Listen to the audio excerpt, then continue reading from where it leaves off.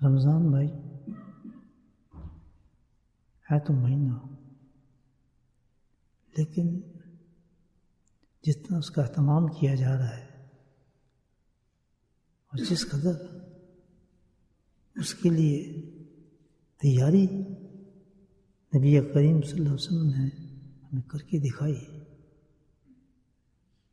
تو اللہ ہی جانے اس مہینے میں کیا کچھ ہوگا اور کتنے انعامات رکھے ہوں گے اللہ سبحانہ تعالیٰ نے۔ اللہ سبحانہ تعالیٰ نے اس کے اندر کوئی ایسے فضائل رکھے ہیں کہ جو اللہ کے نبی صلی اللہ علیہ وسلم پر وارد ہوئے اور جانتے تھے کہ رجب ہی سے اپنی امت کو جگانا شروع کر دیا کہ جاگو جاگو، غفلت نہ کرنا بلکہ دعا کرنا کہ ان 2 مہینوں میں موت نہ آئے، رمضان تک پہنچ جاؤ۔ تو کیا کچھ ہوگا اس رمضان میں اللہ تعالیٰ نے جو رکھا ہوگا۔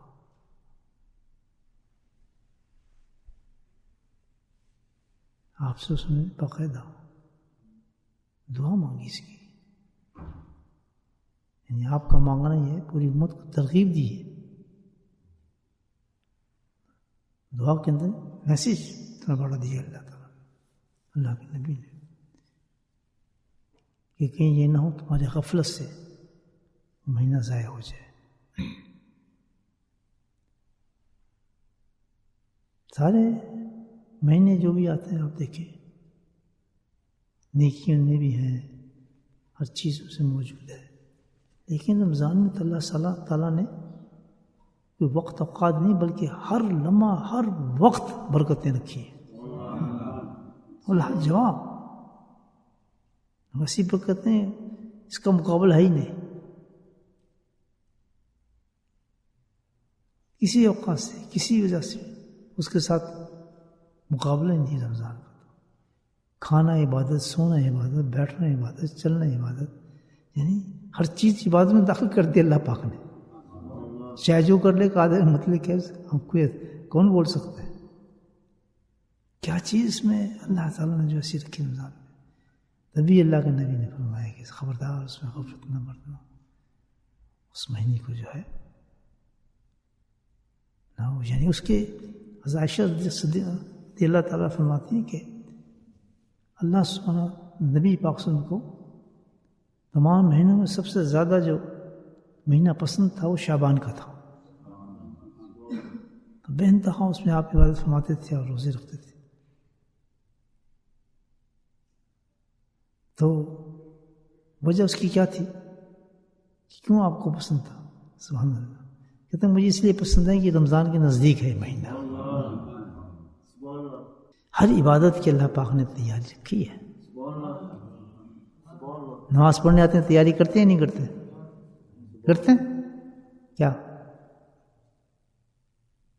مسواک کرو، سچے کپڑے پہنو، خوشبو لگاؤ، بہترین قسم کا وضو کرو، حلال کرو، منہ حلال کرو، انگوٹھوں میں اشتہ کرو، سب کچھ حلال کرو، کھانوں کو اندر دو، یہاں گردن پہ مسا ہے یا نہیں ہے؟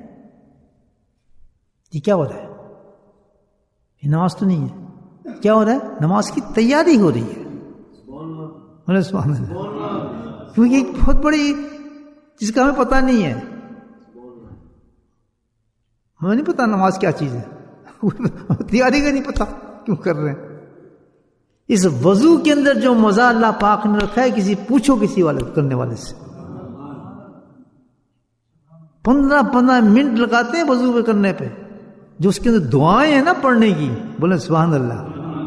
ایسی نہیں کہ آگے نماز پڑھنے کی وضو کرنے کے بعد آسمان پہ نغمہ مار اور یہ دعا پڑھ 8 جنتوں کے دروازے کھول دوں گا، وہ کیا کر لیا تو نے؟ نماز ہے، اور تم نے کیا کام کر لیا کہ 8 جنت کے دروازے کھل رہے ہیں؟ حدیث ہے یا نہیں ہے؟ کیا فیل کیا؟ کتنا بڑا فیل کر لیا بھائی؟ کیوں اس نے جو وضو جو اس نے کیا اس کے وضو کا ٹیسٹ اس کو پتا تھا یہ تیاری ہے ابھی. بتاؤ ہر عبادت کے اللہ نے تیاری دی ہے. صحیح کہہ رہا ہوں غلط کہہ رہا ہوں؟ قرآن کہتے ہیں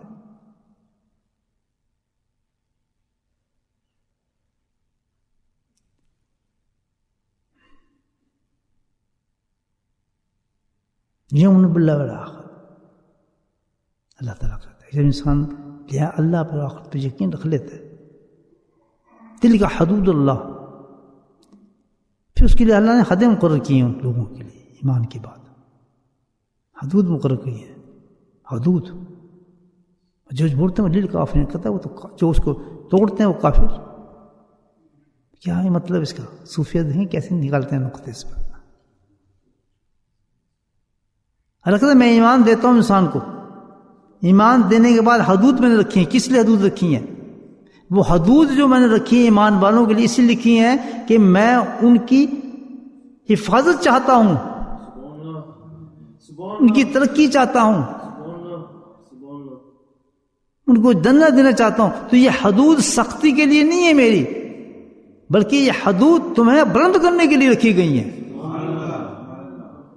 لیکن جو لوگ اس کو سمجھتے ہیں کہ یہ سختی ہے، بڑا مشکل کام ہے، یہ اتنی بڑی شریعت نے جیسے کام کر دیا، یہ کیسے ہوگا، یہ تو بہت مشکل کام ہے. جو یہ لوگ سمجھتے ہیں تو وہ کہتے ہیں وہ ایمان اس کے ہے ہی نہیں ان کے پاس ایمان.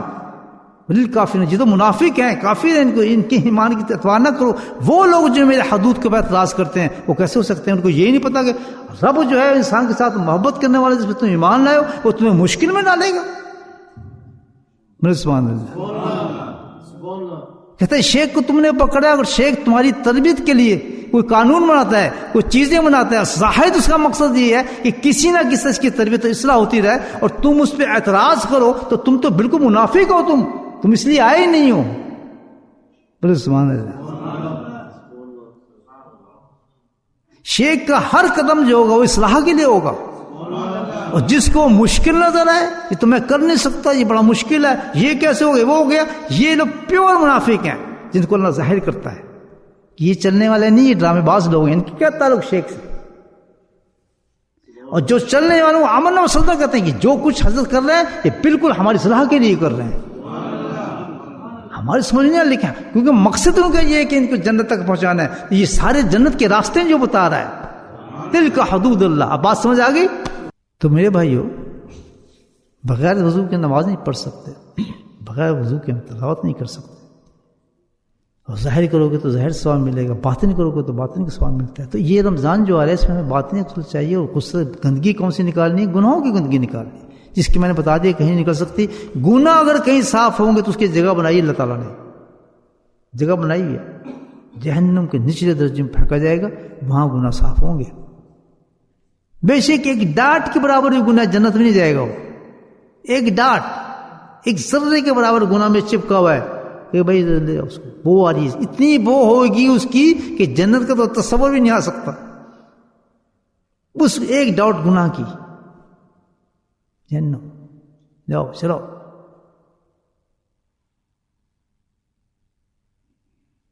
اور اس رمضان کے ساتھ کہ اللہ نے کیسے انتظام کیا. وہ کھڑا ہوگا نا شیطان، میری عزت کی جلال کی قسم جب تک یہ جان رہے گی تمہیں چھوڑوں گا نہیں.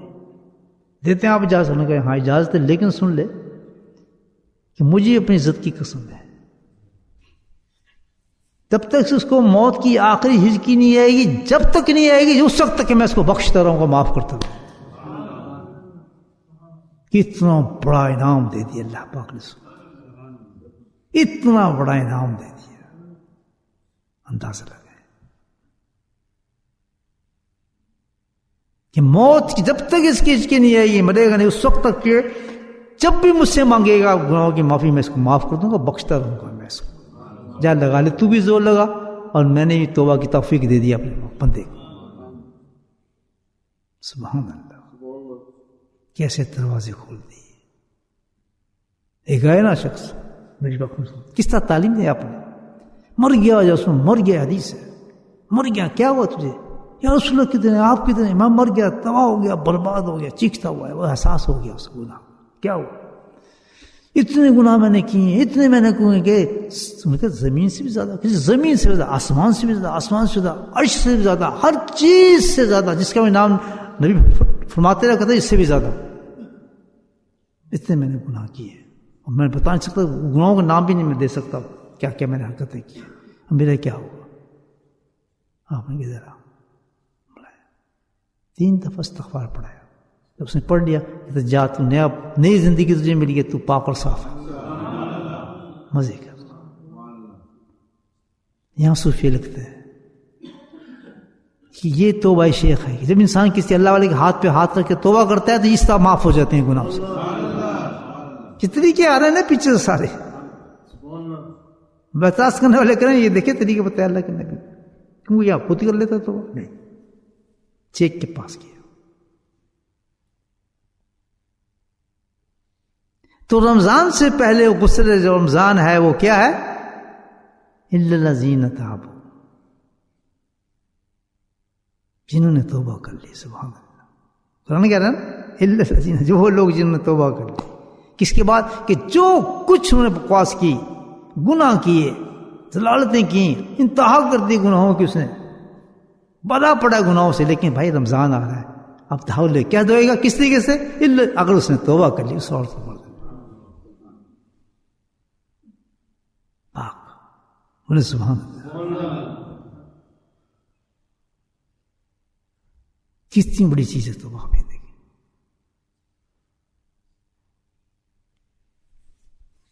ہم پڑھتے ہیں کہ گناہ انسان کو جنت میں لے جاتا ہے. عجیب حدیث ہے، گناہ انسان کو جنت میں پہنچا دیتا ہے. گناہ جنت میں پہنچا دیتا ہے؟ کہاں؟ گناہ کے بعد جو توبہ مانگ لیتا ہے اس کو جنت میں لے جاتا ہے سیدھا. اس کو وہ گناہ اس کو جہنم میں لے کے جاتا ہے جس کی اس نے توبہ نہیں کی ہوتی.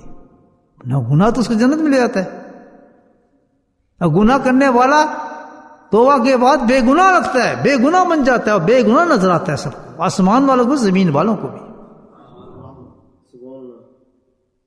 توبہ کرتا ہے. یہ ہاتھ پاؤں منہ جو گواہ بن کے بیٹھے ہوئے تھے گواہی کے لیے، ان کی تو بات ہی چھوڑیں توبہ کے بعد، بلکہ وہ زمین، وہ جگہیں، وہ ان سب سے بھی گناہوں کو مٹا دیا جاتا ہے. اتنی پاورفل چیز ہے جو سب سے بڑی. شیطان کیا کر سکتا ہے؟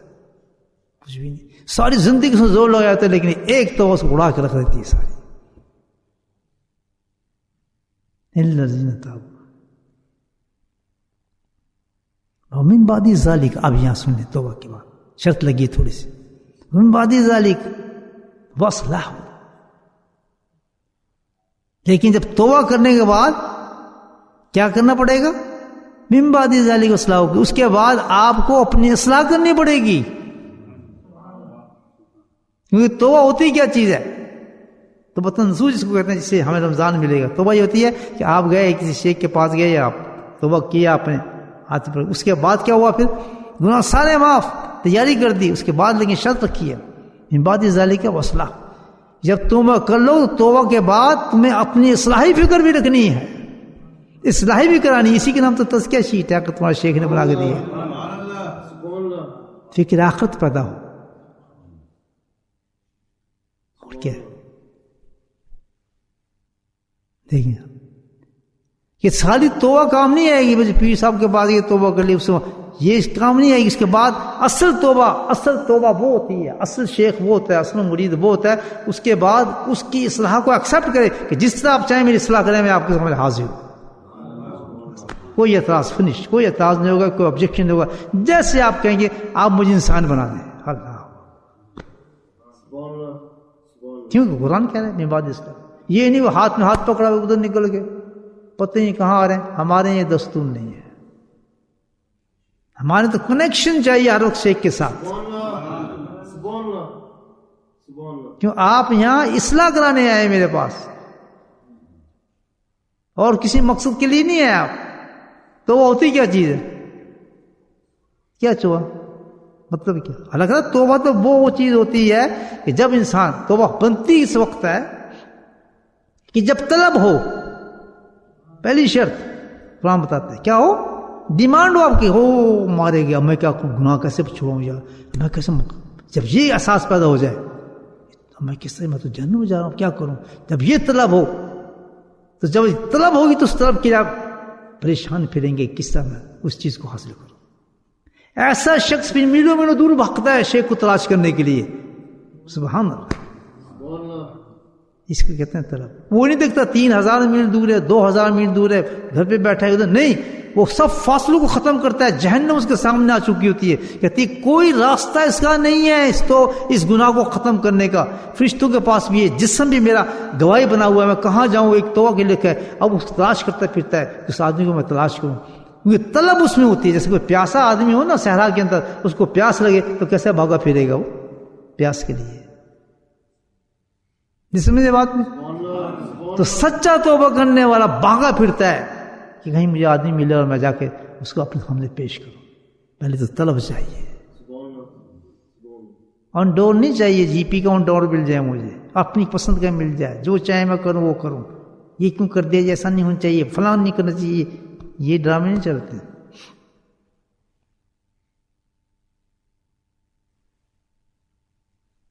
طلب ہونی چاہیے پہلے توبہ کے لیے۔ نمبر 2، سیکنڈ چیز، ندامت ہونی چاہیے، ریگریشنز، کہ یہ میں ہو کیسے گیا مجھ سے گناہ، آنکھوں نے کیسے کر دیا، میں ایسے کام کیسے کر لیا، ہونا تو نہیں چاہیے تھا۔ یہ ہائی کلاس لوگ بھی سب ایسے، سب اس میں ہے، چھوٹا بڑا ساری ہائی کلاس اسی کے اندر بیمار ہیں سارے لوگ۔ وہی مائی کا لال نے جو امام الانبیاء جب کہہ رہے ہیں اللہ مغفر ذنبی، ہر وقت اللہ کے نبی کے زبان پہ ہی ہوتا تھا، رب اغفر لی تب علی انک انت التواب الرحیم، رب اغفر لی تب علی انت التواب الرحیم۔ کیسی تعلیم دی اللہ کے نبی نے، جب میں اتنا بڑا اللہ کا پیارا نبی حبیب تعلیم دے رہا ہوں تمہیں کہ دیکھو میں پڑھ رہا ہوں رب اغفر لی، تو تم کتنے بڑے آدمی ہو کہ تم شرم آتی ہے جا کہ کسی اللہ والے کے ہاتھ پہ اڑ کے توبہ کر لو، میں تو فلاں ہوں جی، میں تو فلاں ہوں، میں کیسے جھک جاؤں۔ اس کو کہتے ہیں کبر عظیم، کبر بھی نہیں، کبر عظیم کہتے ہیں شیطان نے جو کیا تھا۔ یہ جھکنا نہیں کسی کے سامنے، بے شک جہنم میں چلے جائے، اس راستے کو اختیار نہیں کرنا جو اللہ نے بتایا توبہ کا، گردن اتنے ہی رکھنی ہے، ایسے سر نہیں نکلتا گردن سے۔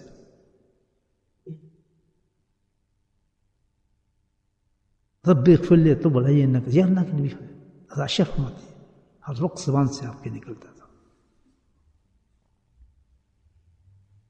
تو دوسری چیز کیا، ندامت ہو انسان کو، پتہ ہی نہیں کسی کا پیسہ کھا گیا، کچھ کھا گیا، جھوٹ بول دیا، کچھ کر دیا، کچھ نہیں، پتہ ہی نہیں، خیال ہی نہیں، کوئی تصور ہی نہیں، کوئی آئے نہیں۔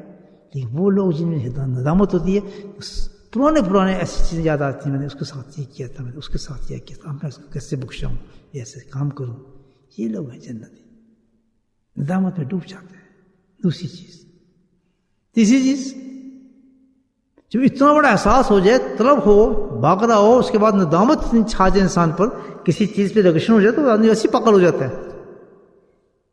یہ ہوتا ہے پھر کیا ہوتا ہے، اس کو کہتا بابا میں تو آج سے ہی کہتا ہوں کہ انشاءاللہ وہ ختم کرتا ہوں اس گناہ، میں نہیں کرتا یہ کام، میں نے نہیں کرنا کام۔ تیسری چیز، چوتھی چیز اتنی گندی چیز ہے، آئندہ میں نے کرنا بھی نہیں، یعنی اس وقت ختم، اور آئندہ کی اللہ سے عزم کر لیا، ارادہ کر لیا کہ میں یہ کام یہ نہیں کروں۔ جب یہ چار چیزیں بنتی ہیں، احساس پیدا ہو جائے چار چیزوں کا، جب پھر وہ ہاتھ پکڑتا ہے کسی شیخ کا اور ساتھ میں کلمہ پڑھتا ہے توبہ کا، اس کے لیے ہے کہ سارا زمین و آسمان اس کے لیے دعائیں کرتے ہیں اور وہ پاک اور صاف ہو جاتا ہے۔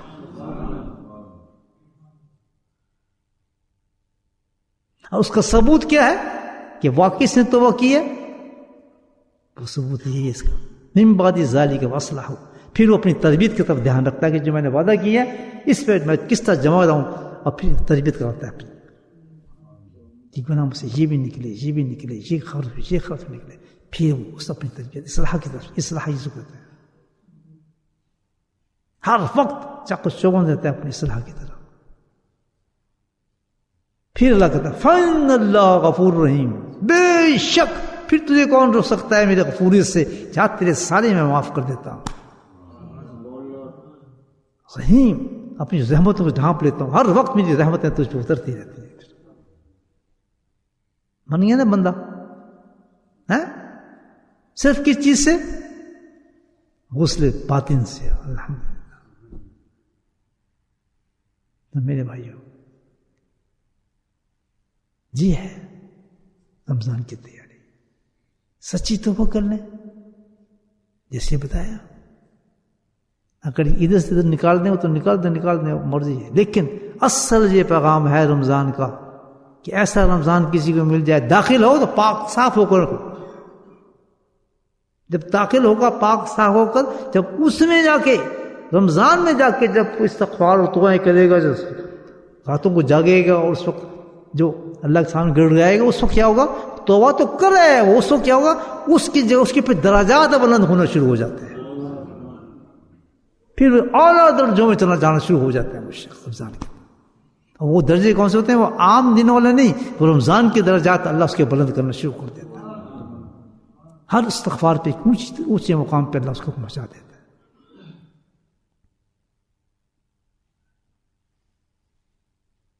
یہ ہے رمضان کی